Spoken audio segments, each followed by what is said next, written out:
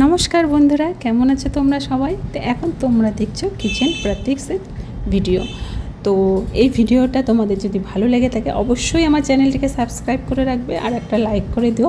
আর এই ধরনের যদি আরও নতুন নতুন ভিডিও তোমরা দেখতে চাও অবশ্যই আমাকে কমেন্ট করে জানিও।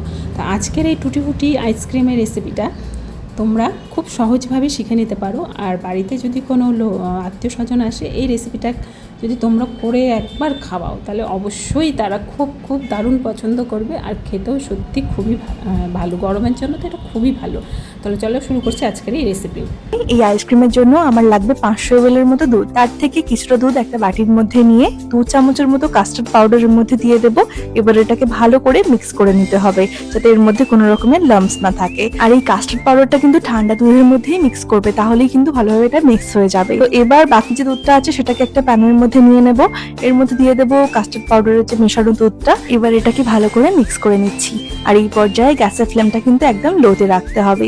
এবার দিয়ে দেবো এর মধ্যে স্বাদ অনুযায়ী চিনি। আমি এখানে 50 গ্রামের মতো চিনি ব্যবহার করেছি।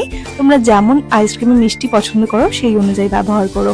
এবার এটাকে ভালো করে মিক্স করে নিয়ে মিশ্রণটা এরকম ঘন হয়ে এলে এটাকে নামিয়ে ঠান্ডা করে নেব। এবার আইসক্রিম বানানোর জন্য একটা পাত্রের মধ্যে নিয়ে নিচ্ছি 1 কাপের মতো হুইপ ক্রিম। হুইপ ক্রিমটাকে একটা ইলেকট্রিক বিটারের সাহায্যে বিট করে নেব। তার জন্য ব্যবহার করছি Agaro elegant hand mixer. 300 watt এই হ্যান্ড মিক্সারটার সাহায্যে তোমরা যে কোনো ধরনের কেক ব্যাটার বা আইসক্রিম কিন্তু খুব চটজলদি বানিয়ে ফেলতে পারবে। এর সাথে 2 ধরনের অ্যাটাচমেন্ট দেয়। একটা হলো হুইস্কার অ্যাটাচমেন্ট, যার সাহায্যে তোমরা কেকের ব্যাটার বা হুইপিং ক্রিম বিট করতে পারবে। আর একটা আছে ডো হুক। এই ডো হুকটা মেন ইউনিটের সাথে অ্যাটাচ করে দিয়ে এর সাহায্যে তোমরা যে কোনো ধরনের ডো কিন্তু ইজিলি প্রিপেয়ার করে নিতে পারবে। আর এই হ্যান্ড মিক্সারটার মধ্যে আছে 6 স্পিড সেটিং, মানে তোমরা তোমাদের অ্যাকর্ডিংলি স্পিডটাকে অ্যাডজাস্ট করে নিতে পারবে। এর মধ্যে একটা টার্বো বাটনও আছে ফর কুইক অ্যান্ড এফেক্টিভ রেজাল্টের জন্য।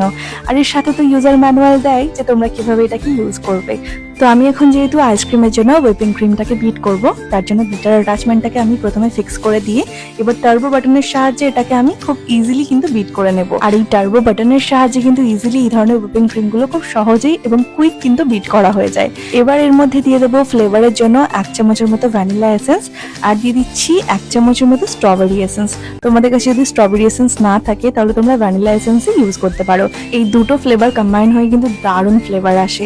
এবার এর মধ্যে অ্যাড করে দেবো আগে থেকে যে কাস্টার্ডের মিক্সচারটা বানিয়ে রেখেছিলাম সেটা। তারপর এই সমস্ত কিছুকে আমি আবারও মিক্স করে নেব। তো আমার এখানে ভালোভাবে ব্যাটারটা রেডি হয়ে গেছে আইসক্রিমে। আমি 5 মিনিটের মতো বিট করেছিলাম। এবার এর মধ্যে অ্যাড করে দেবো আমি বেশ খানিকটার মতো টুটি ফ্রুটি। এই আইসক্রিমটা সত্যি খেতে কিন্তু দারুণ লাগে, তাই অবশ্যই কিন্তু একবার রেসিপিটা ট্রাই করে দেখো।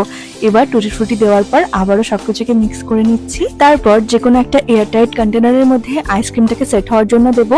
তো এখানে আমি আইসক্রিমের ব্যাটারটা কন্টেনারের মধ্যে দিয়ে দিচ্ছি। ব্যাটারটা দেওয়া হয়ে গেলে ওপর থেকে একটু সমান করে দেবো আর দিয়ে দেবো ওপর থেকে বেশ কিছুটার মতো টুটি ফ্রুটি। এবার এটাকে আমি ফ্রিজারের মধ্যে সেট হতে দেবো 5 থেকে 6 ঘন্টার জন্য, বা ওভারনাইট রাখলে কিন্তু খুব ভালো হয়। আইসক্রিমের মধ্যে যাতে না কোনো আইস ক্রিস্টাল তৈরি হয় তার জন্য কিন্তু অবশ্যই এয়ারটাইট কন্টেনারের মধ্যেই রেখো। তো আমি এখানে ওভারনাইটের জন্য রেখেছিলাম। আমাদের আইসক্রিম একদম সেট হয়ে গেছে। এই গরমে যদি এরকম আইসক্রিম আমরা বাড়িতেই বানিয়ে রাখতে পারি তাহলে তো আর কোনো কথাই নেই, যখন খুশি আমরা আইসক্রিম খেতে পারি। তো কেমন লাগলো আজকের এই আইসক্রিমের রেসিপিটা আমাকে অবশ্যই কমেন্টে জানিও। আর বাড়িতে কিন্তু অবশ্যই একবার ট্রাই করে দেখো, আশা করি তোমাদের ভীষণ পছন্দ হবে। যদি ভালো লাগে তাহলে লাইক অ্যান্ড সাবস্ক্রাইব করতে ভুলো না এরকম আরো নিত্য নতুন রেসিপির জন্য। আর হ্যাঁ, তোমরা যদি আমার মতো আগারোর এই হ্যান্ড মিক্সারটা পারচেস করতে চাও তার জন্য ডেসক্রিপশন বক্সে বা কমেন্টে আমি লিংক দিয়ে দেবো, সেখান থেকে ডিরেক্টলি বাই করে নিতে পারবে। আর হ্যান্ড মিক্সারটা ইউজ করার পরে এর সমস্ত অ্যাটাচমেন্ট গুলো নর্মালি ডিশওয়াশার দিয়ে ক্লিন করে নেব। তবে এর মেইন ইউনিটটাকে কোনোভাবে জল দিয়ে ধোয়া যাবে না, এটাকে কিন্তু পরিষ্কার কাপড়ের সাহায্যে আমরা মুছে রাখবো। আজ তাহলে এইটুকুই, টাটা।